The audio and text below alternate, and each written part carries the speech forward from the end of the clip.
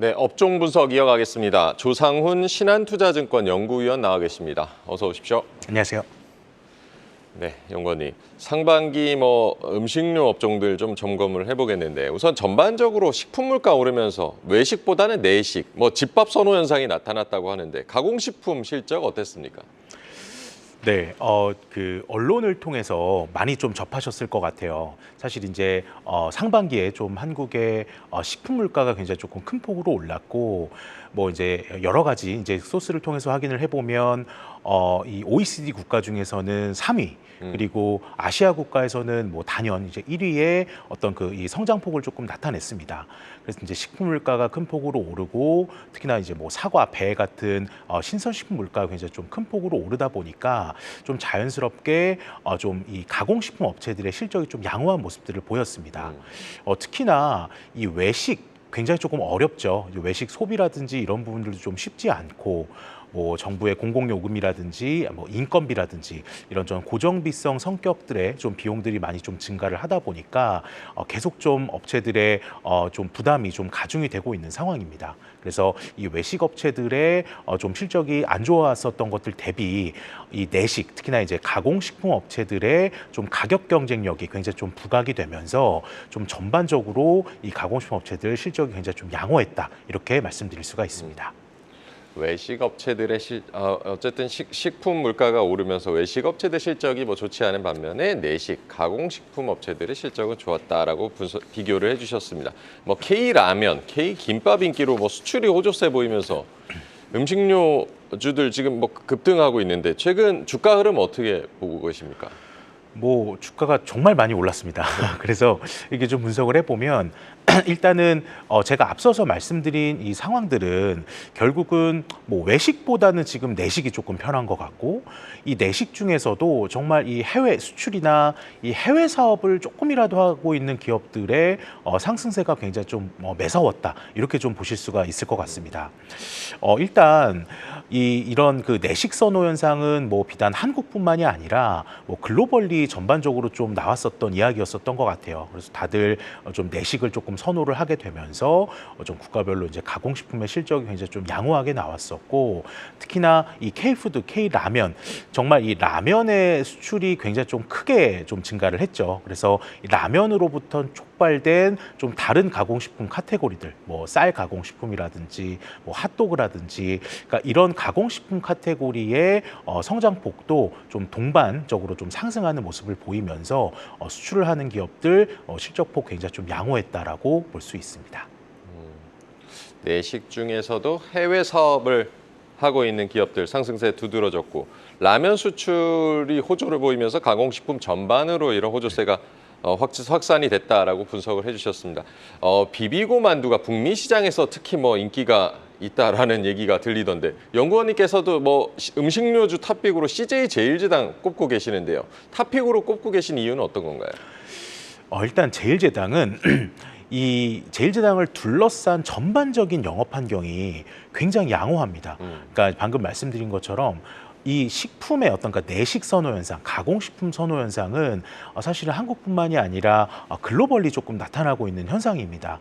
그래서 국내외에서 식품 판매량이 굉장히 조금 좋은 부분이라든지, 아니면 이제 투입 원가의 하락, 곡물 가격 조금 빠지다 보니까 투입 원가의 하락 부분들, 거기다가 굉장히 조금 비용도 효율화하고 있고 업계 전반적으로도 경쟁이 조금 완화되는 측면이기 때문에 이런 그 판관비성 비용들도 좀 효율화되는 부분, 여기에 이제 제일제당이 또 사업을 영위하고 있는 이 바이오 사업 같은 경우도 이 이제 아미노산 시황이 굉장히 좀 점진적으로 회복되면서 좀 전반적인 업황이 대부분 좀 좋게 흘러가는 이런 모습들인 것 같아요. 그래서 미국에서 사업을 굉장히 좀 잘 하고 있지만 여타 이제 다른 국가에서도 굉장히 제일제당의 실적이 계속 좀 좋아지는 모습이 좀 나타나고 있는 상황인 것 같습니다. 네, CJ 제일제당 원가 하락, 판관비 효율화, 바이오 사업도 회복이 되면서 여러 가지 호재가 겹쳐있다, 탑픽으로 꼽고 계신다고 전해주셨습니다.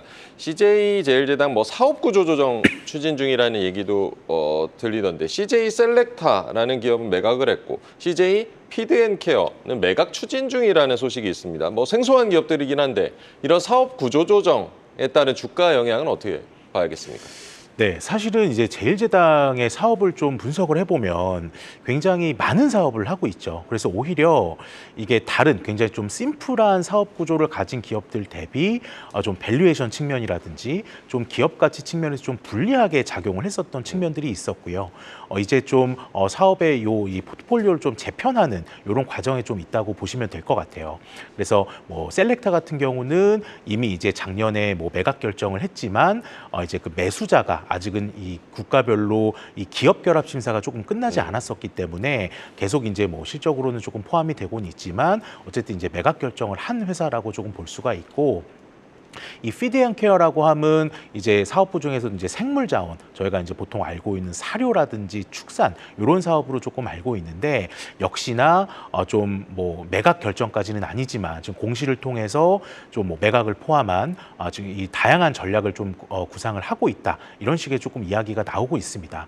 어쨌든 좀 기억하실 부분들은 작년 같은 경우에 이제 중국에 있는 지상주라고 하는 짜사의 기업도 매각을 했고, 이 셀렉타라고 하는 기업도 역시나 매각 결정, 이 피드앤케어도 이제 좀 매각을 포함한 다양한 좀 의사결정 과정에 있는 상황이라고 좀 볼 수가 있는데, 결국은 이 비핵심 사업의 어떤 이 어떤 매각을 통해서 핵심 사업을 좀 보다 강화하는 이 선택과 집중 전략이라든지, 아니면 이제 그 매각 대금을 이제 그 재무 구조의 안정화에 조금 쓰인다든지, 그러니까 이런 부분들을 통해서 조금 더 이제 기업 가치가 올라가는 측면에 저희는 좀 주목을 해야 된다, 이렇게 판단을 하고 있습니다.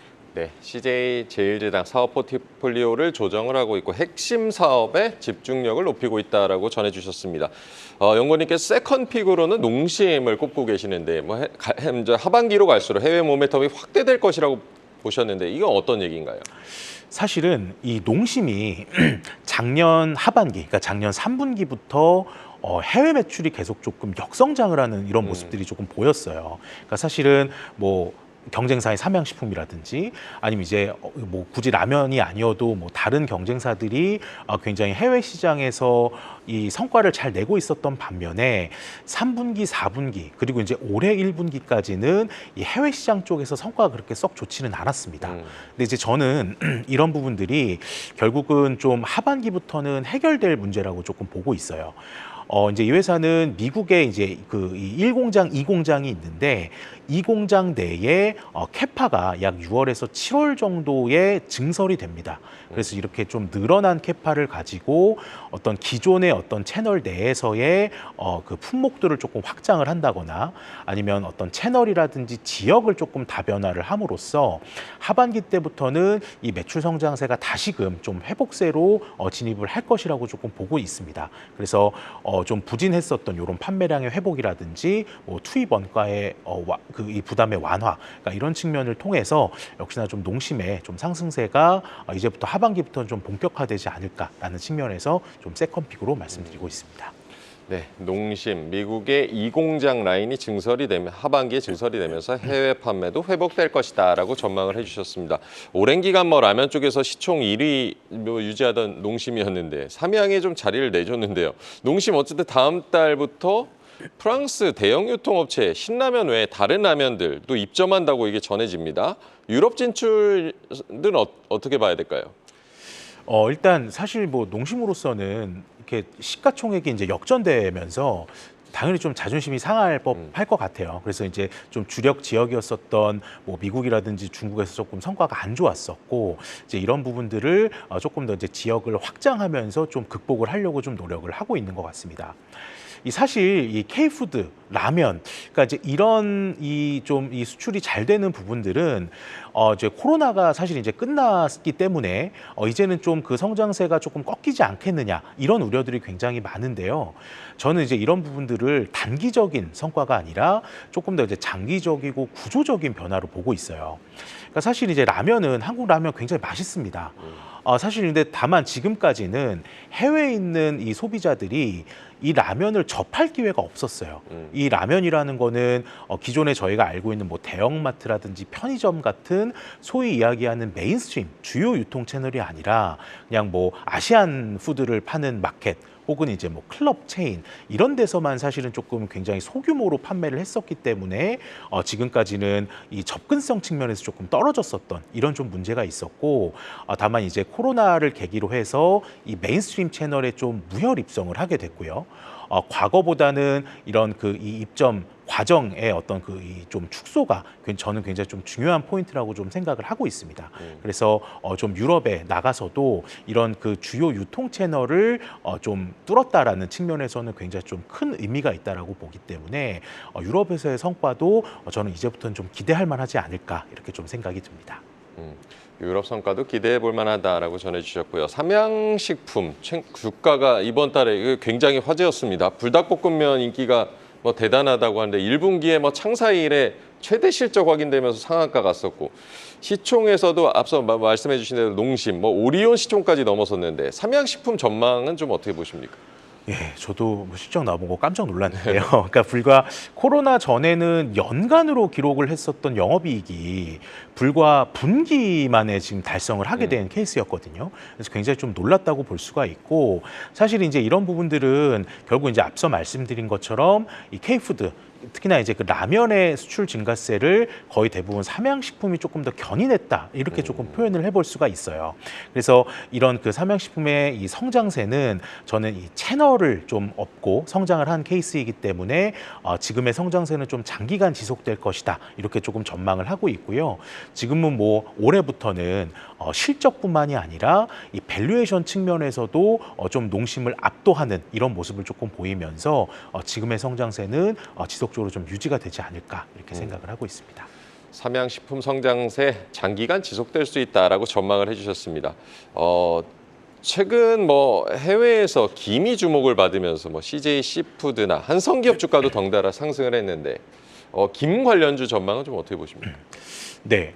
아직은 사실 뭐 라면이나 만두나 이런 저희가 생각하는 이제 메인 카테고리들 대비해서는 아직은 그 규모가 굉장히 조금 작아요.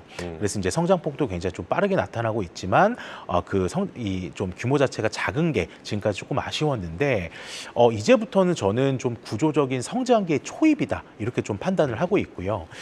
그렇게 생각하는 이유는 이 김이라고 하는 카테고리가 사실 뭐 한국, 중국, 일본 그러니까 어떻게 보면 이 쌀을 주식으로 하는 국가에서는 정말 뭐 밥 반찬의 개념이지 않습니까? 네. 그래서 그냥 이제 뭐 밥에 싸 먹는 이런 개념으로만 저희가 조금 접근을 했었는데 뭐 미국을 비롯한 뭐 서구권이라든지 아니면 이제 기타 다른 지역에서는 사실 이제 김이 정말 밥 반찬이 아니라 이 스낵의 어떤 그 형태로 조금 유통이 되고 있어요. 그래서 뭔가 이제 시즈닝이 조금 달라진다든지 아니면 제형이 달라진다든지 그러니까 이런 식의 좀 스낵 형태로 조금 발전하면서 그 확장성이 조금 더 커지고 있는 국면이라고 생각이 들거든요. 그래서 오히려 이런 점에 좀 집중을 한다면 이 김의 성장세는 역시나 좀 이렇게 그 성장의 초입에 좀 유치한 국면이 아닌가 이렇게 좀 볼 수가 있습니다. 김 서구권에서는 뭐 간식 개념으로 확장성에도 주목을 해야 된다라고 전해주셨습니다. 마지막으로 하반기 음식료주 투자 전략 간단하게 좀 언급을 해주실까요? 네. 뭐 앞서 말씀드린 것처럼 음식료는 지금 전반적인 환경이 다 좋아요. 뭐 가격 인상이 조금 어렵기는 하지만 일부 카테고리에서는 조금 나타나고 있고 여기에 이제 수출 증가라든지 판매량 회복 아니면 이 전반적인 경쟁 완화 그러니까 이런 부분들 좀 전반적으로 다 좀 좋은 상황이라서 이 서두에 말씀드렸던 것처럼 외식보다는 내식 그리고 이제 내식 중에서도 이 해외 익스포저가 있는 기업들을 저희가 좀 면밀히 판단을 하신다면 조금 더 투자 기회를 넓히시는 데 도움이 될 것 같습니다. 네, 해외 사업을 하는 기업들을 위주로 좀 주목을 해보자라고 전해주셨습니다. 신한투자증권의 조상훈 연구위원과 얘기 나눠봤습니다. 감사합니다. 감사합니다.